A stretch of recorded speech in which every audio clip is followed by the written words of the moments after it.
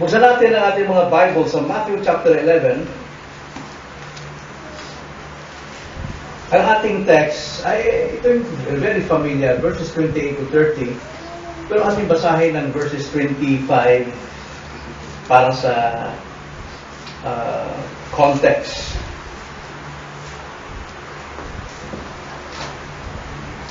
Nandiyan na tayo. Nang oras na yon ay sinabi ni Jesus, "Pinasasalamatan kita, Ama, Panginoon ng langit at lupa, sapagkat ikinubli mo ang mga bagay na ito sa mga pantas at matatalino, at ipinahayag mo sa mga sanggol. Oo, Ama, sapagkat gayon ang mapagpala mong kalooban. Ang lahat ng mga bagay ay binigay sa akin ng aking Ama. Walang nakakakilala sa anak, kundi ang Ama. At walang nakakakilala sa Ama, kundi ang anak. At sino mang piliin ng anak na pagpapayagan niya. Kaya lumapit kayo sa akin, kayong lahat na naglulupaypay at lubhang nabibigatan, at kayo'y bibigyan ko ng kapahingahan. Pasanin ninyo ang aking pamato at matuto kayo sa akin, sapagat ako'y maamo at may mapagpakumbabang puso, at makakatagpo kayo ng kapahingahan para sa inyong mga kaluluwa. Sapagkat madaling dalhin ang aking pamato at magaan ang aking pasan." Ang pamagat sa mensaheng ito, pinamagatan kung ikaw ba, kayo ba, o tayo ba itong nangangailangan ng kapahingahan ng kaluluwa? Tayo na lang. Opo, Panginoon, kami po ay nasa sanlibutan ng puno ng kasamaan, puno po ng kasalanan, at higit sa lahat, napakaraming tukso upang kami dalhin sa kamalian. At yan nagpapagulo ng aming buhay, nagpapabigat ng aming mga kaluluwa. Ngunit sa iyo, mayroon kaming kapahingahan, sapagkat totoong kayo po ang kapahingahan ng mga sumasampalataya sa inyo. Kaya ngayong gabi, Panginoon, kausapin niyo kami at ilantad niyo sa amin ano po yung mga bagay na nagpapahirap sa amin. At ipakita niyo sa amin ang inyong pong kalooban. At ipagawa niyo sa amin ang inyong pong paraan upang kami makatagpo nga ng kapahingahan ng aming mga kaluluwa. Ang lahat ng ito'y samot dalangin namin sa pangalan ng Panginoong Hesus. Amen. Marahil napapansin niyo siguro, kapag kami magbagay na malaki sa iyong harapan, na hadlang sa iyong daanan, ang ginagawa natin, tumatawag tayo ng mga tao para tulungan na ito'y alisin sa ating harapan. At sa mga tao, mayroong isang tatayo na mangungulo at magsasabi na siya ay maghuhudyat at magsasabing kailangan sabay-sabay tayong magbuhat dito at sabay-sabay natin itong ihagis. Sa ating senyas na 1, 2, 3! At yun nga, may hagis na yung mabigat na hadlang sa daan. Kaya napakadali lamang at magaan at panatag ka kapag wala ng hadlang dahil sa nagkakaisa, tulong-tulong ng mga tao. Ganito ang panawagan ng Panginoon dito sa kasaysayan na ating binasa. Na tayo magkaisang gawin ang bagay na makapag-alis ng kabigatan ng ating kaluluwa.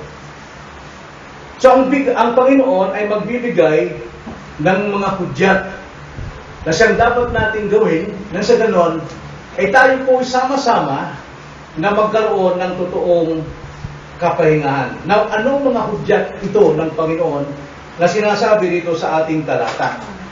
Bago yun, tignan muna natin ang konteksto. Bakit ito ang sinabi ng Panginoon, verses 28 hanggang 30.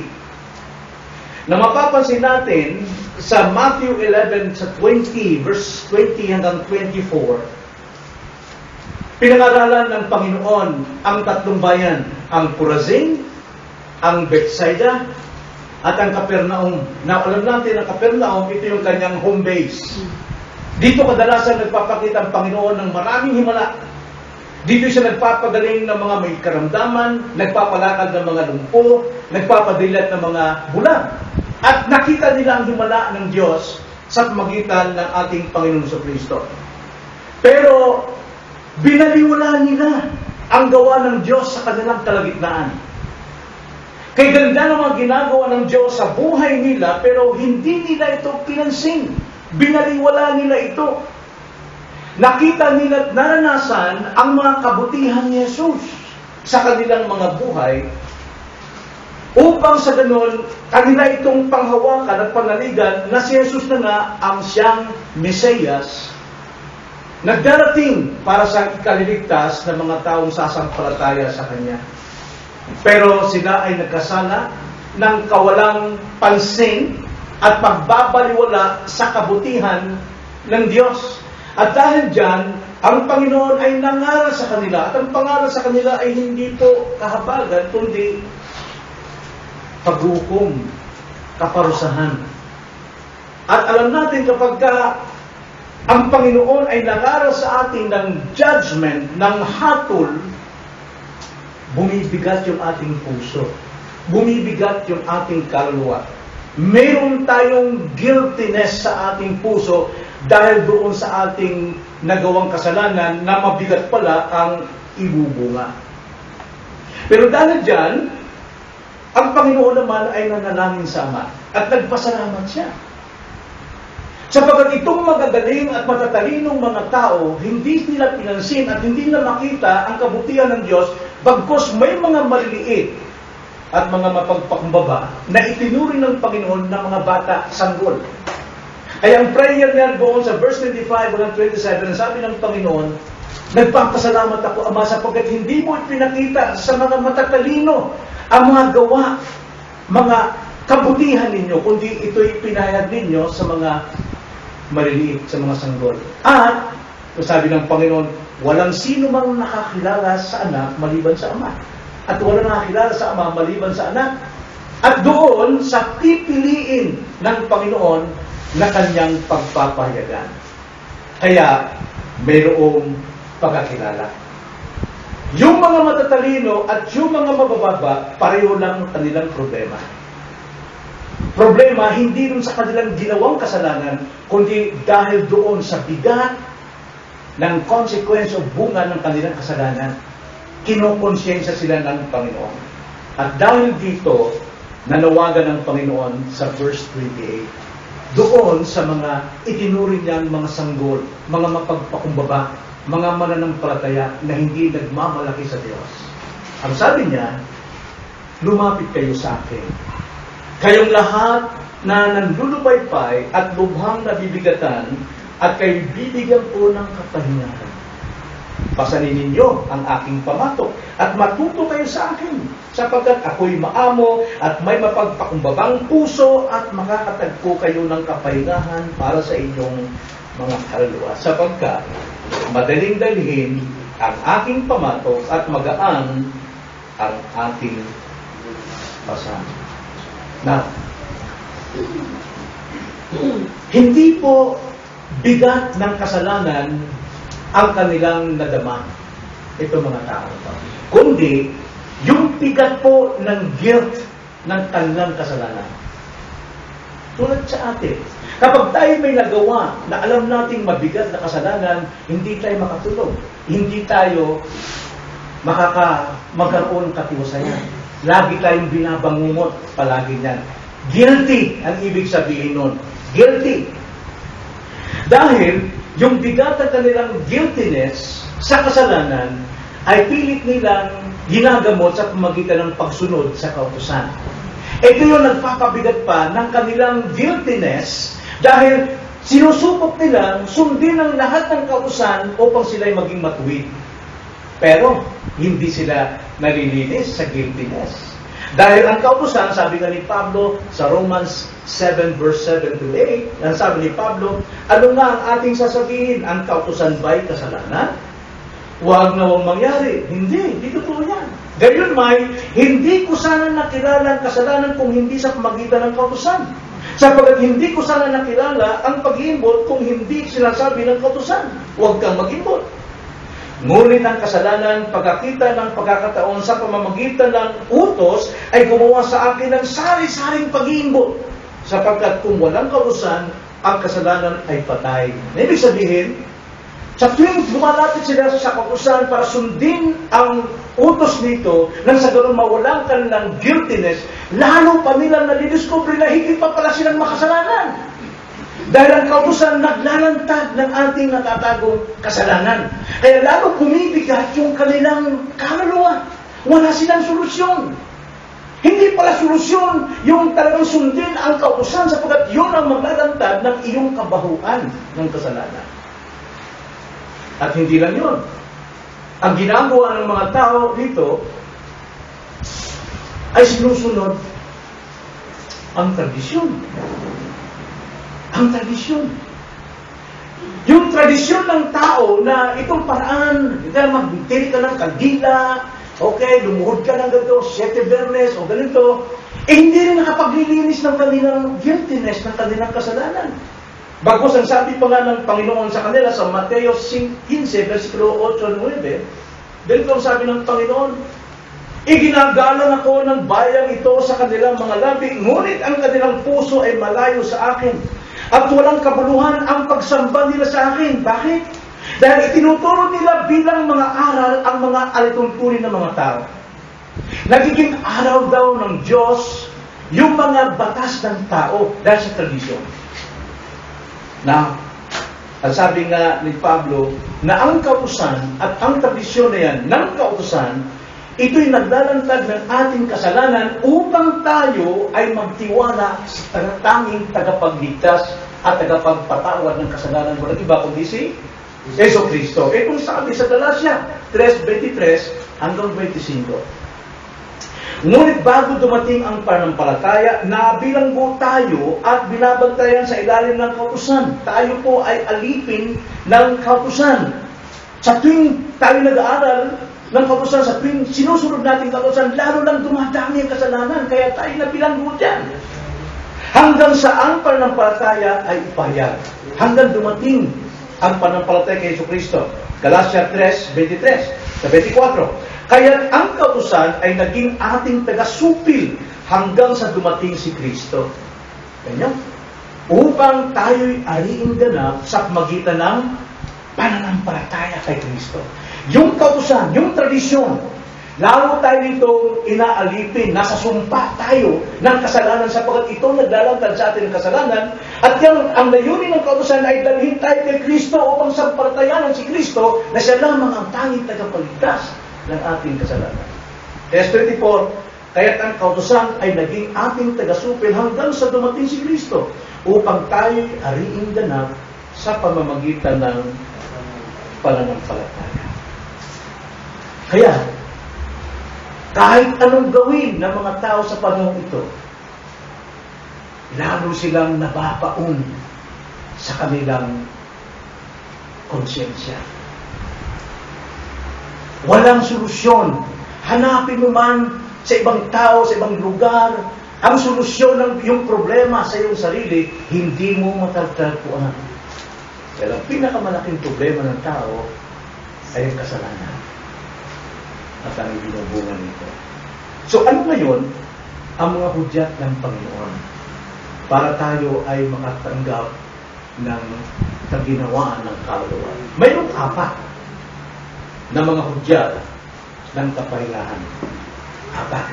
4. Una, ang sabi sa verse 28, lumapit kayo sa akin. Yun ang sinabi ng Panginoon. Yun ang unang panawagan ng Panginoon. Itong unang hudyat o kondisyon upang masimulan natin tayo magkaroon ng kapayapaan, kapanatagan ng ating kaluluwa, lumapit tayo kay Jesus. Hindi sinabing makinig lang kayo kay Jesus. Hindi rin sinabing tulingin lamang kay Jesus, bagamat tama.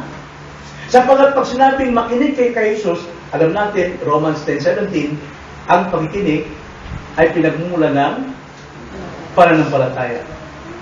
At ang sabi sa Hebrews 12 verse 2, kapag tayo mayroong problema, looking unto Jesus, the author and finisher of our faith. Tumingin tayo, mabuti yan. Pero hindi sinabi yan eh. Kundi sinabi ng Panginoon, lumapit kayo sa akin. Tanong ko sa inyo, lumapit na ba kayo kay Kristo? Ay, Pastor, maghihira ka naman. Paano ko lalapit? Wala naman si Kristo sa harapan ko, nakikita. Hindi ko na siya nakikita. Ang paglapit kay Kristo ay ang paniniwala sa kanyang salita. Sapagkat ang salita at si Kristo iisa. Si Kristo tinawag na living word, buhay na salita, at ang Biblia ay tinawag na, si Kristo ang buhay na salita, at ang Biblia ay ang salita ng Panginoon na buhay din, ang sabi. Wala pong sinabing makinig lamang at tumingin lamang, kundi ang sabi, lumapit kay Jesus. Kay Jesus na lalapit. Hindi sinabing sa pastor, lumapit. Hindi sinabi. Dito. Hindi kayo makakaroon kapahinga sa akin kung sa akin kayo lalapit. Huwag lumapit sa pastor. Hindi rin sinabing lumapit kayo sa mga kinla at bantog ng mga tao. Hindi rin sinabi. Upang kayo magkaroon ng solusyon sa kabigatan ng iyong puso, kaluluwa, lumapit kayo sa ibang lugar o sa ibang tao o sa bantog na tao. Hindi sinabi ng Panginoon. Ang sabi ng Panginoon, lumapit kayo sa akin. Lumapit kayo sa akin. But sino ba si Jesus? Kayo, ano masabi niyo kung sino si Jesus? Ano sabi? Anong alam niyo tungkol kay Jesus? Sino siya? Sino si Jesus? Hindi niyo pa kilala si Jesus? Hindi yung si Jesus na sa bungero Si Jesus, na ating tagapagligtas. Una, siya ang ating tagapagligtas. Ano pa? Si Jesus ang liwanag. Si Jesus ang tagapamagitan. Si Jesus ang tanging daan, tanging buhay, tanging katotohanan. Kung wala si Jesus, hindi tayo makarating sa paroonan, sa Ama. Hindi ko makilala si Jesus. Kaya ang sabi ng Panginoon, lumapit kayo sa akin. Dahil siya lamang ang tanging pintuan ng buhay, siya lamang ang tanging daan patungo sa Ama, siya lamang ang pinagmumula ng ating buhay, siya lamang ang katotohanan, at ang katotohanan na malalaman natin kay Jesus, siya ang magpapalaya sa atin mula sa lahat ng kamalian. Now, ang tanong dito, sino po ang pinapalapit dito? Ang sabi sa ating text, lumapit kayo sa akin. Sino yung kayo? Sino yung kayo? Sino yung pinalapit? Sa text natin. Yun. Huwag natin gamitin yung parang alam natin tungkol sa atin dito. Alamin natin ano sinasabi ng salita ng Diyos. Ang pinalapit dito ng Panginoon ay ang lahat ng lulupaypay at lubhang nabibigatan upang kayo'y bibigyan ko ng kapahingahan. Bigat sa marami sa atin, hindi tayo kay Kristo malapit kung saan tayo lumalapit para magkaroon tayo ng kapayapaan sa buhay, magkaroon tayo ng ginhawa. Kaya pupunta-puntahan tayo pupunta. Pero ang sabi ng Panginoon, lumapit kayo sa akin. Sino? Kayong mga nalulupaypay. Now, hanggat hindi mo inaamin na ikaw ay lupaypay, talagang hindi ka lalapit sa Panginoon. Hanggat hindi mo inamin na ikaw ay isang makasalanan, at ikaw pinahirapan ng bunga ng iyong kasalanan, hindi ka talaga lalapit sa Panginoon. Di ba? Hindi ka lalapit eh. Dahil ayaw mo umamin. Halimbawa, iniimbitahan ka sa bahay. Tapos kumain na sila. Ngayon, ang ulam nila ay talaga namang galing sa inasal. Baboy, tsaka manok. Eh dahil sa pride mo, niyayaan ka. Hindi na kayo na. Busog ako. Hindi, ito na ang pagkain ng tatako. Hindi, talagang busog ako. Kumain ko sa bahay. Ano mangyari sa kanya pagkatapos ng kainan? Gutom. Bakit? Hindi niya inamin gutom siya. Ganyan po ang maraming tao sa mundo dahil sa kanyang pagmamataas, kayabangan, hindi makaamin na siya isang makasalanan, kaya hindi niya maamin na siya nandupay-pay, kailangan niyang lumapit kay Kristo. Tinatawagan ni Kristo ang mga tao nandulupay-pay, na walang isa man sa atin dito ang hindi makasalanan. Kaya kailangan natin si Kristo. At ang sabi kalawa, yung mga lubhang nabibigatan. Bakit nabibigatan? Ha? Sa problema. Totoo yan. Pag mayroon tayong ginagawang kasalanan, hindi tayo makausad-usad sa buhay. Kung kayo mag-asawa, mayroon kayong ginawang kasalanan, nag-away kayo, hindi nyo maalagaan ang inyong mga anak ng tama. Hindi kayo makausad sa buhay ninyo na mayroong kapayapaan. Kung ikaw, empleyado, mayroon kang problema sa amo mo, wala kang patutunguhan. Wala kang magandang relasyon. Maaaring matanggal ka pagdating ng araw. Bigat nun. Yun po, yung bigat na yun, bunga nung nagawang kasalanan. Hindi tayo magkakaroon ng bigat ng puso, bigat ng isip kung wala tayong ginawang kasalanan. Marahil pride tayo. Nagmayabang tayo. Gusto natin tayo kilalanin kung sino tayo. Kaya minsan, walang magandang relasyon. Ito'y panawagan ng Panginoon sa lahat ng mga nagulupay-pay. Hindi doon sa mga walang problema. Sa lahat ng mga nabibigatan. Hindi doon sa mga tao hindi umaamin na sila'y bigat na bigat mo. Kumusta ka na? Mabuti man. Kumusta ang buhay niyo, mag-asawa? Ay, okay naman. Okay. Pero hindi na pala siya umuwi isang linggo na. So, dahil may problema pala sila. Kumusta mga anak mo? Ay, maganda. Ano ba sa bahay? Nandun sa kapitbahay. Kasi mayroong crush. Hindi maganda. Hanggat walang kapayapaan ni Kristo ang tahanan. Tanda natin, ang relasyon natin sa Diyos, laging triangle.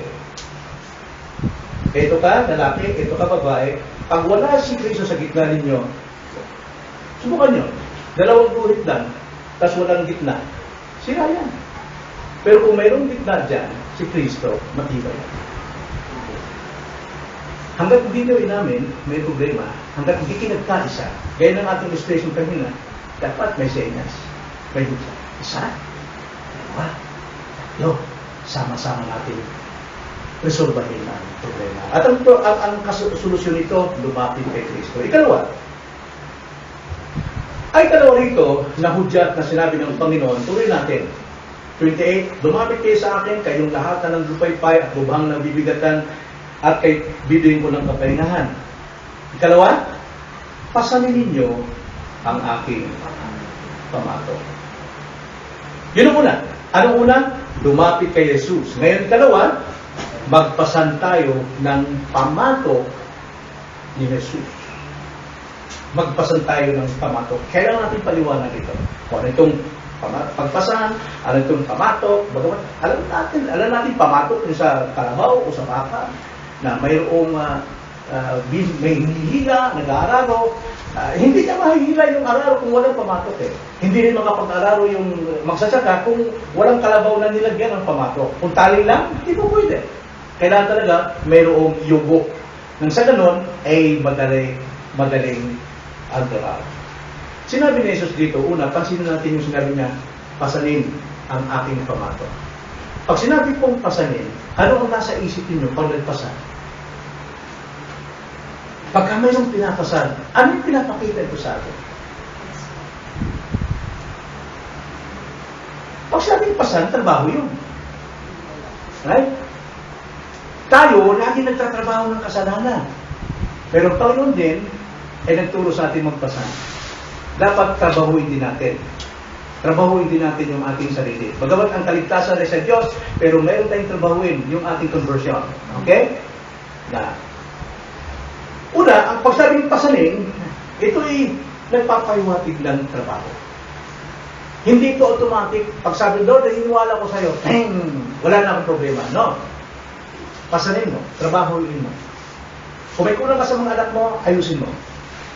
Kung gusto mong ang anak mo ay maging matuwid at maayos, turuan mo siya sa pamagitan ng prinsipyo ng salita ng Diyos at hindi salita ng sanlibutan. Kasi, hindi daw lang. Kung may problema mag-asawa, ayusin mo. Trabaho yan. Dahil, kung may problema ka sa magulang mo, ayusin mo. Kung may problema sa kapatid mo, ayusin mo.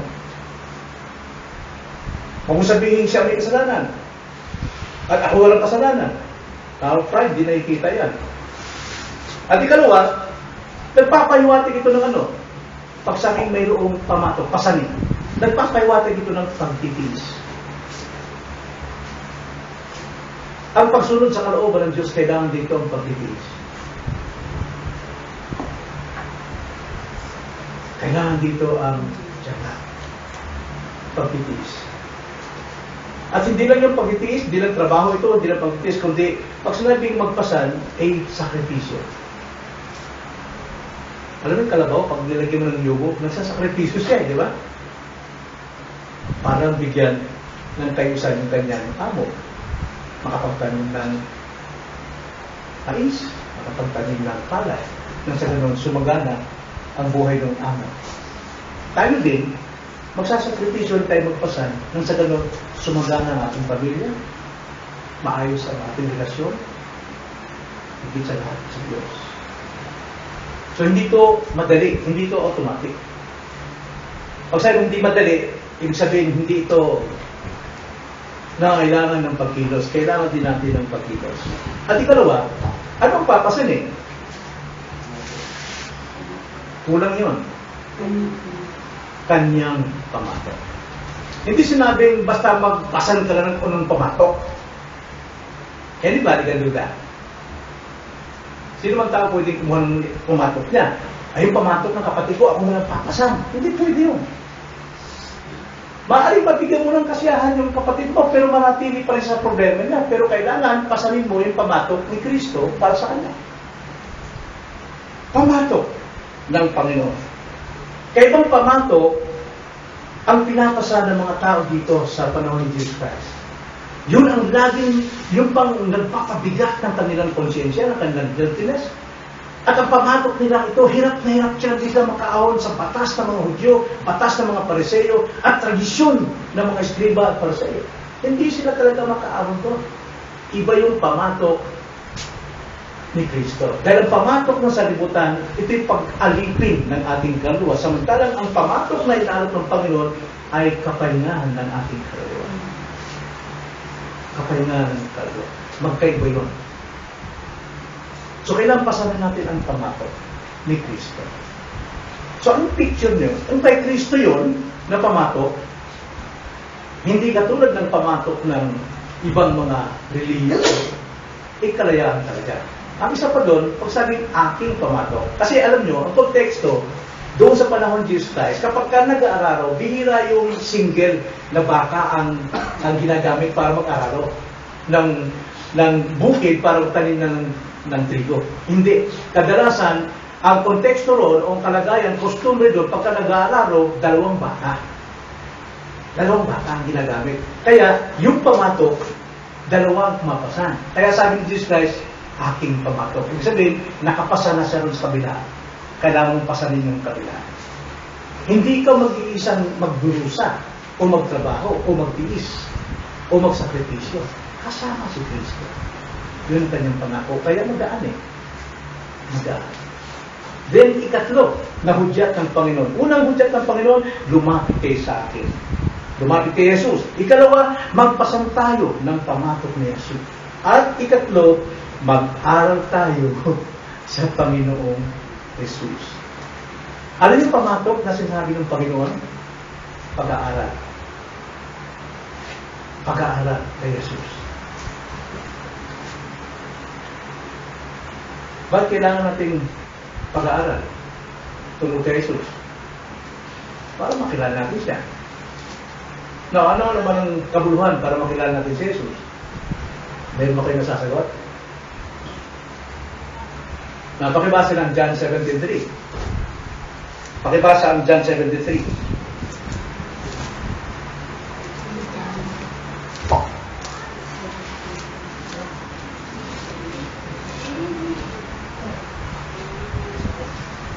At ito ang buhay na walang hanggan, na ikaw ay makilala nila na isang Diyos na tunay at si Jesucristo na iyong sinugo. Okay. Ano sabi dyan?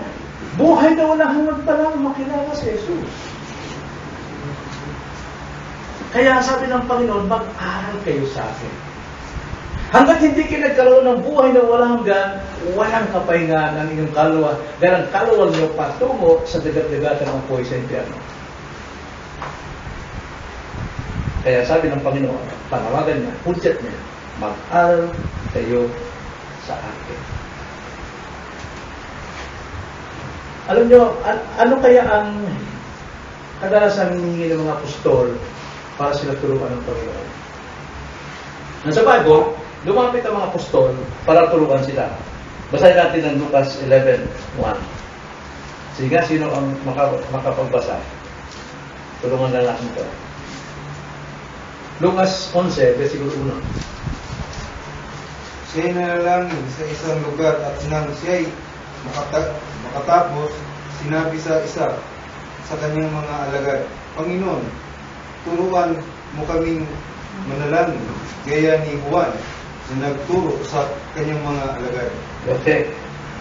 So mga kapatid, isa sa aral ng Panginoon ay matuto tayong manalangin. Manalangin ba tayo?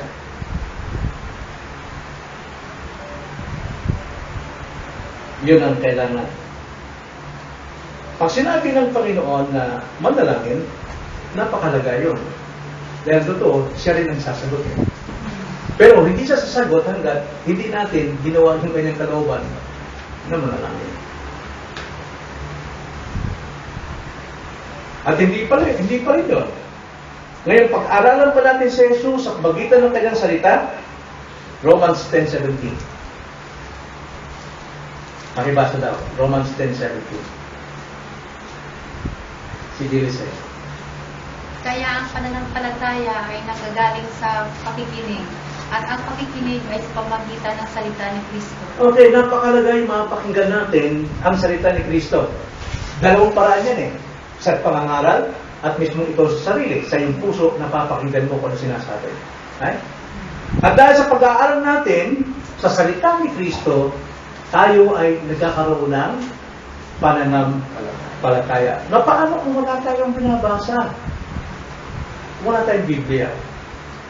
Alam nyo, kaya niyang bumili ng tab na 12,000, 8,000, pero di ko bili ng Bible na siyang kailangan natin hanggang buhay. Diba? Kailangan natin magkaroon ng Biblia. Dahil napakalaga ito, dahil salita ng Diyos ang ating Biblia. Ngayon, kung walang pag-aaral at walang nagtuturo sa atin ng salita ng Diyos, ano kaya ang mangyayari? Wala. At sagutin natin yan ng Biblia. Romans 10:14. Pakibasa. Ngunit paano nga silang tatawag sa Kanya na hindi nila sinampalatayanan? At paano sila sinampalataya sa Kanya na hindi nila napakinggan? At paano sila magkinig kung wala nangangaral? Di ba napakalaga? Yung mag-aral. Ang pag-aaral natin, hindi lang sa ating sarili, napakalaga nun, pag-aaral din natin sa ibang nangangaral. Paano kang sasampalataya sa Panginoon na hindi mo naman napakinggan?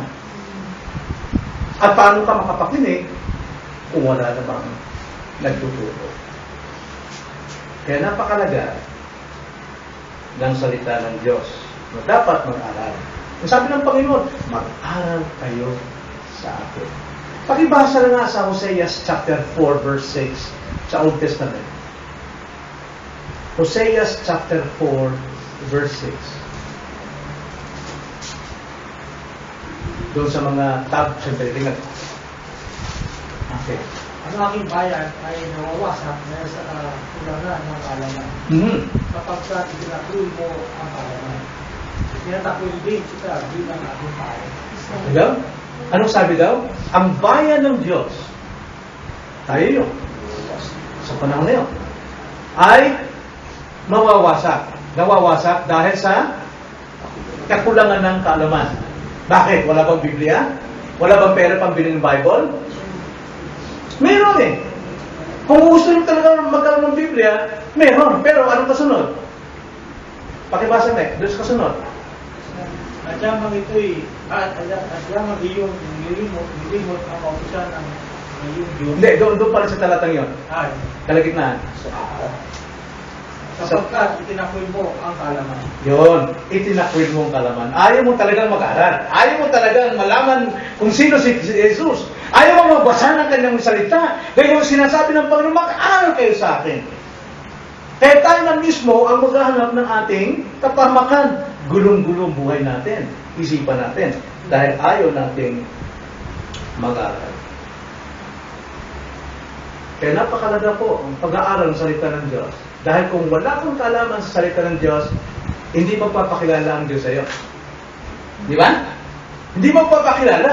At kung hindi magpapakilala ang Diyos sa kanya, sa iyo, sabi ng Panginoon, salamat na lamang at mayroong mga bata, mga sanggol, mababang puso, na siyang pipiliin niya para pagpapayagan ng Panginoon. Dahil kung hindi papayagan ng Panginoon, walang kaalaman, puros sanlibutan ng kaalaman, science, history, gano'n. Hindi yan ang paraan ng Diyos para maligtas ng tao, kundi sa pamagitan ng pag-aaral ng kanyang salita. Pakibasa, 1 Corinthians 1:18 to 24. 1 Corinthians 1:18 to 24.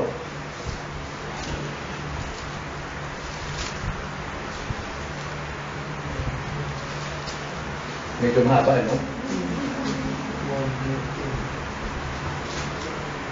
1 Corinthians chapter 1, verse 18 to...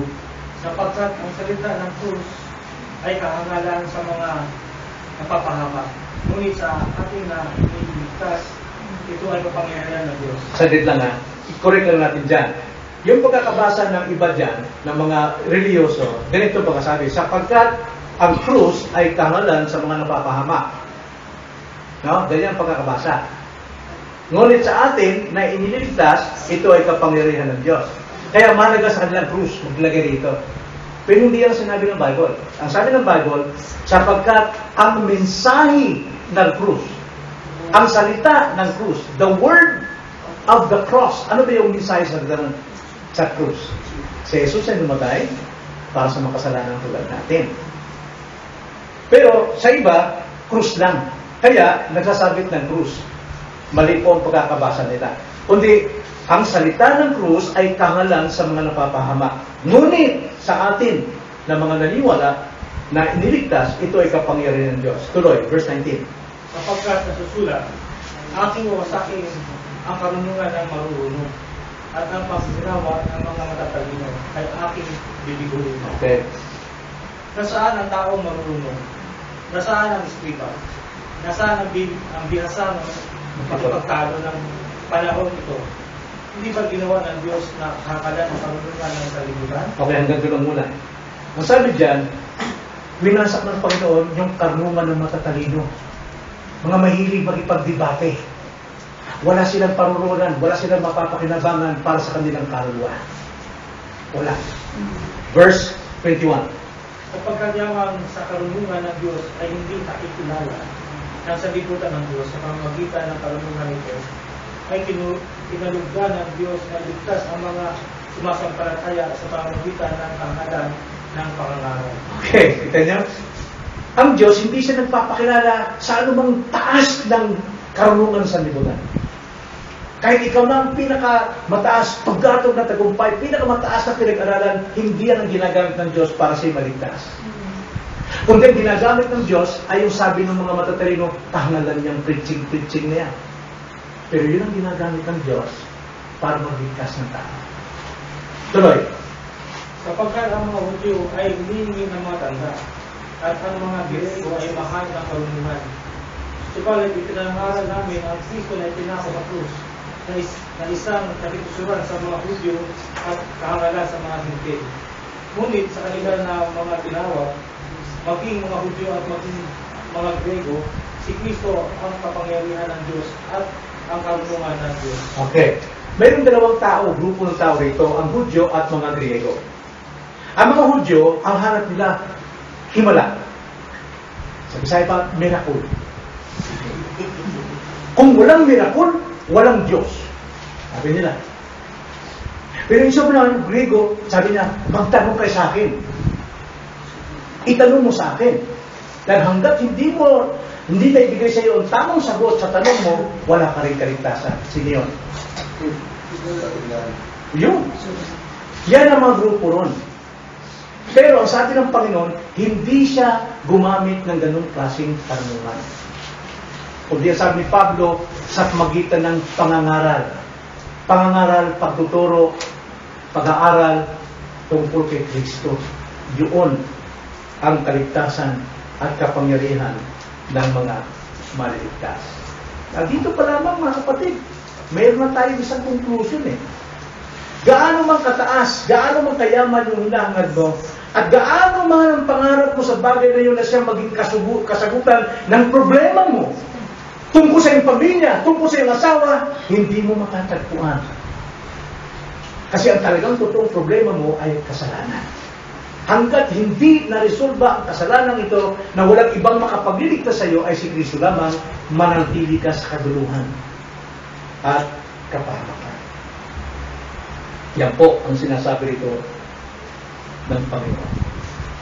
At ang Panginoon, kapag tayo nag-aaral, ang sabi niya, dapat tayo mag-aaral sa Kanya sapagkat siya ay maamo at siya ay mababang loob. Maamo si Christ.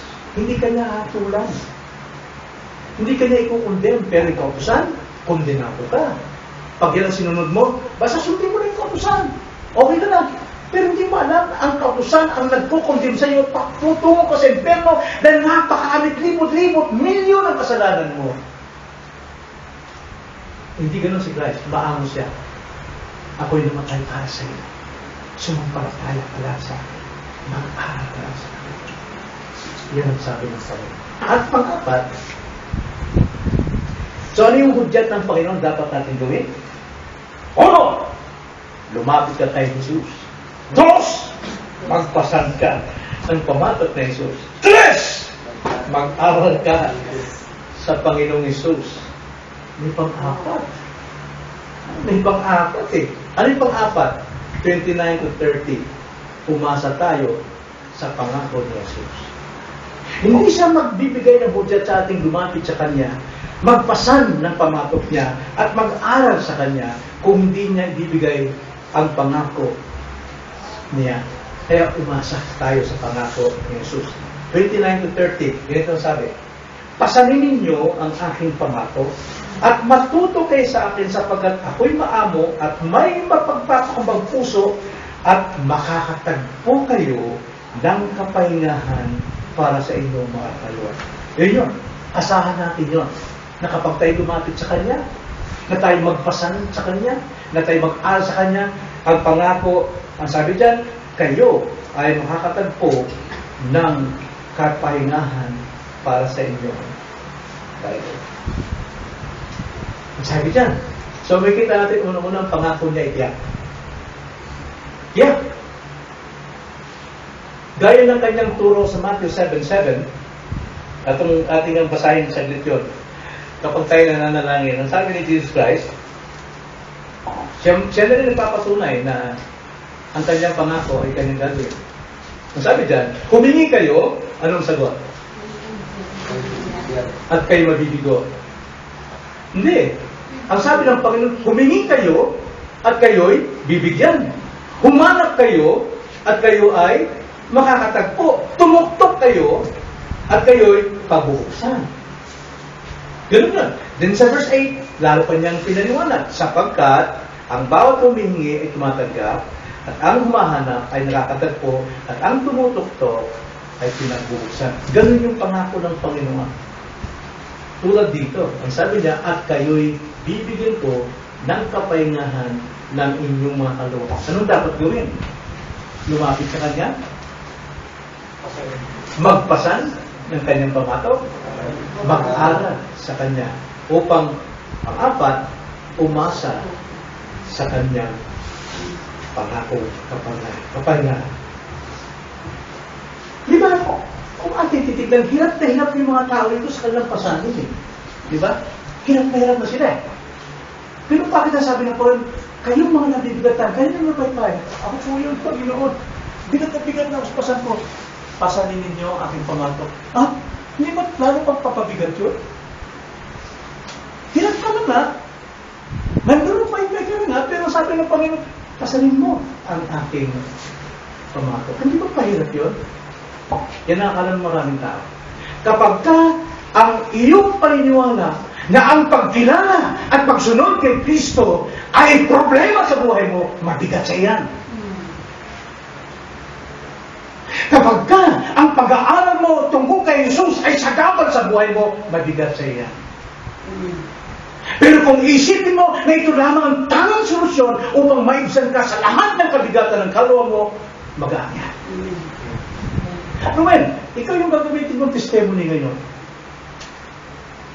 Nung pumutok yung aking disciples, anong pakiramdam mo? Gaano kabigat? Matindi! Matindi talaga. Alam, nakaranas na ba kayo ng gano'n? Ako nakaranas sa utak. Dalagdaw na ako ng cancer sa utak.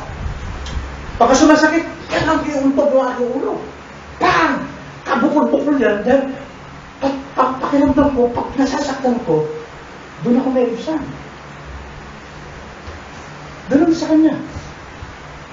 Kaya ang tanging solusyon na alam mo, ano? Operahan. Mas masakit yun. Mas mabigat yun. Pero alam mo, yun ang tanging solusyon. Yan ang kalooban ng Panginoon eh.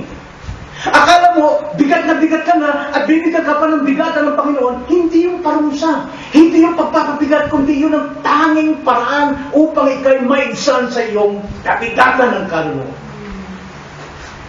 Yan ang paraan ng Diyos eh. Ang paraan ng mundo, pag-uto-uto. Ganyan ang solusyon ng Panginoon. Ang magpasan. Dahil ang sabi niya, sapagkat maginhawang dalhin ang kanyang pamato at magaan ang ibibigay niyang pasan. Now, balik tayo sa konteksto ng pagpasan ng baka sa panahon ni Christ. Dalawang baka. Actually, nakakabit na ng Panginoon yung pamato para sa iyo. Dala-dala niya na. Sapagkat siya ang papasan ng lahat ng kasalanan mo. Siya ang papasan ng lahat ng guiltiness ng kasalanan mo. Ang kailangan mo lamang, maranasan mo na siya ay kapili mo. Kaya sabi niya, pasanin mo ang aking pamato. Actually, yung pamato ng Panginoon naging sapin sa iyong balikat upang hindi ka mabigatan sa iyong pasanin dahil si Kristo mismo mapasan, kasama ka lamang. Pero hindi mo naranasan ang bigat. Paano naramdaman ni Jesus Kristo ang bigat na iyong kasalanan? Guilty sa iyong kasalanan, namatay sa krus. Kinundem siya ng Ama. Ang puot ng Ama ay bumagsak sa Kanya at kailangan siyang mamatay.